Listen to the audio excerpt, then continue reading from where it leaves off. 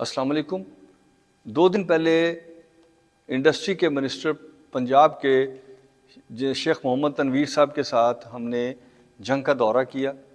اور وہاں پہ حویلی بہادر شاہ جو گئے، وہاں پہ ایک 1263 میگا واٹ کے تھرمل پلانٹ کا وزٹ بھی کیا گیا اور پتہ چلا کہ وہ سب سے سستی بجلی دے سکتا ہے تھرمل میں، اور اس کے کمبائنڈ سائیکلز ہیں، اگر وہ تیسرا بھی اس کا یونٹ چلے تو وہ 1263 میگا واٹ دے سکے گا، 61% اس کی ایفیشنسی ہے۔ تو یہ ایک بہت اچھا اقدام تھا کہ جا کے وزٹ کیا جائے۔ یہ 2018 میں مکمل ہونا تھا،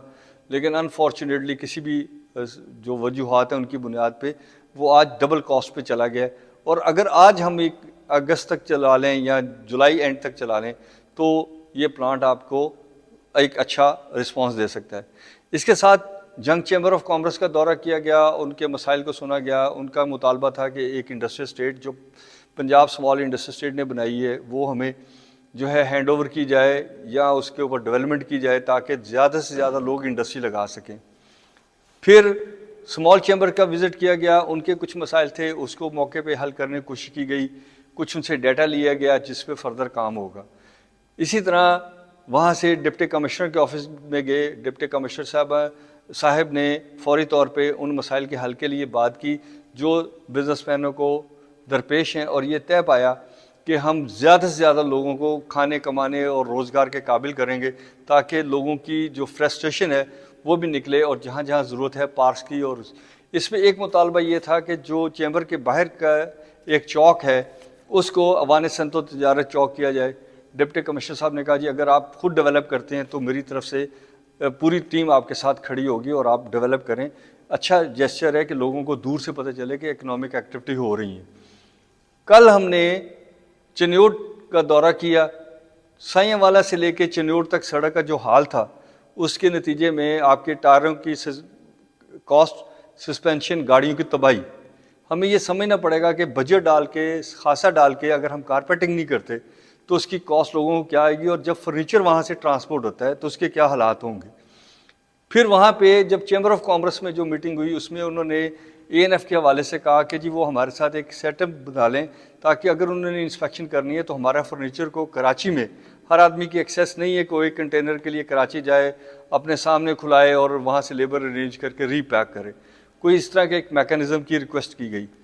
دوسرا انہوں نے کہا کہ ہمیں چیمبر کے لیے جگہ دی جائے۔ تیسرا انہوں نے کہا کہ جی سپورٹس کے گراؤنڈ اور کھیلنے کودنے کے اور انوائرمنٹ کے لیے انہوں نے کہا جی زیادہ سے زیادہ درخت لگانے چاہیے، اور انہوں نے یہ بھی کہا کہ ہم بھی لگائیں گے۔ اسی طرح وہاں پہ بیٹھے ہوئے دین گارڈنز کے جو ہمارے صاحب تھے انہوں نے کہا کہ ہم بھی ایک بہت بڑی لاٹ میں درخت لگانے چاہتے ہیں اور لگا بھی رہے ہیں، اور اس پہ گرین پاکستان کے لیے ہم کام بھی کر رہے ہیں۔ پھر وہاں سے ہم ڈپٹی کمشنر آفس آئے، وہاں پہ انجمن تاجران اور کسانوں کے ساتھ میٹنگ ہوئی۔ کسانوں کے جو مسائل تھے وہ ڈپٹی کمشنر صاحب اور کمشنر صاحبہ فیصل آباد منسٹر صاحب نے فوری طور پہ حل کیے کہ ٹیل تک پانی جانا چاہیے، کراپس کو ڈبل ہونا چاہیے۔ لیکن وہاں ہی ایک مسئلہ بھی کھڑا ہوا کہ اگر مٹر کی فصل آئی ہے تو جب بمپر کراپس ہوتی ہے تو پھر ہماری منڈیاں اس قابل نہیں ہوتی، ہمارا انویسٹر کا انٹرسٹ نہیں ہوتا کہ وہ وہاں سے اس کو خریدے اور کاشتکار کو صحیح پیسے جائیں۔ تو یہ سوال بھی اٹھایا لوگوں نے کہ اس کو کیسے مینیج کیا جائے۔ پھر اس کے ساتھ جو فیسکو کے ایشوز تھے اس کو بھی سیٹل کیا گیا کہ فیسکو والوں کو کہا گیا کہ جی جہاں پہ ٹیوبل لگے ہوئے ہیں وہاں پہ آپ کیسے میجر کریں گے اور آپ ان کے جو ڈسکنیکشنز ہیں اس کو کیسے کریں گے۔ اسی کے ساتھ آٹا کی جو سپلائی ہو رہی ہے غریب لوگوں کو بے نظیر انکم سپورٹ میں، اس کو وزٹ کیا گیا ہاکی اسٹیڈیم میں، تو دیکھا یہ گیا کہ وہاں پہ کچھ لوگ ہیں جن کے ID کارڈ پراپرلی ہینڈل نہیں ہے، صاف نہیں ہے، ان کے بار کوڈ نہیں پڑے جا رہے۔ پھر اسی طرح کچھ لوگ زیادہ مانگنا چاہتے ہیں۔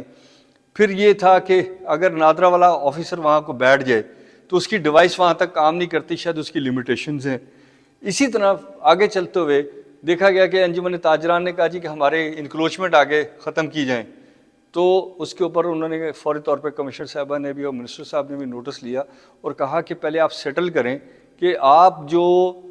انکروچمنٹ ہے جب ہم اس کو کریں گے تو پھر آپ انگیج نہیں ہوں گے، اور اگر آپ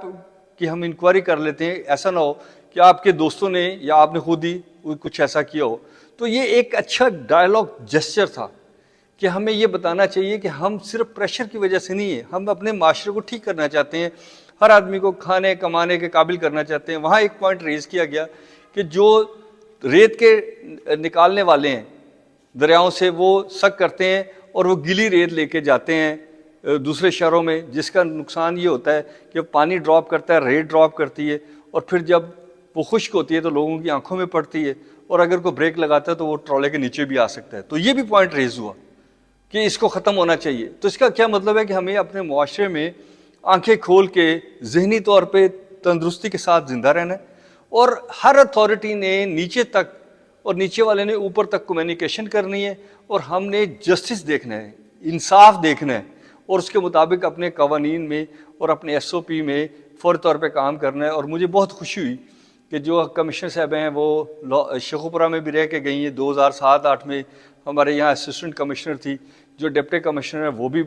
بڑے ایکٹیو تھے، اور جو ڈی پی او صاحب تھے وہ بھی ایکٹیو تھے، اور دے آل آر کمیٹڈ۔ اللہ کرے کہ ہمارے باقی ڈسٹرکٹ کے آفیسر بھی اسی طرح کمٹمنٹ کے ساتھ کام کریں کہ ہم نے اپنے علاقے میں انڈسٹری کو پروموٹ کرنا ہے، جینون بزنس کو آگے لے کے آنا ہے، ریڑیاں ہم نے ختم کرانی ہے، لیکن ان کے لیے آلٹرنیٹیو روزگار کی طرف بھی جانا ہے۔ اگر ہم انہیں آلٹرنیٹیو روزگار نہیں دیں گے تو پھر ہم کیا کریں گے؟ ہمیں چاہیے کہ سب سر جوڑ کے اپنے بہنوں بھائیوں کو کھانے کمانے خرچ کرنے کے قابل کریں، اور ان کی کیپیسٹی بلڈنگ کریں تاکہ وہ اپنے بچوں کو اچھی تعلیم دلا سکیں اور پاکستان دنیا کے سامنے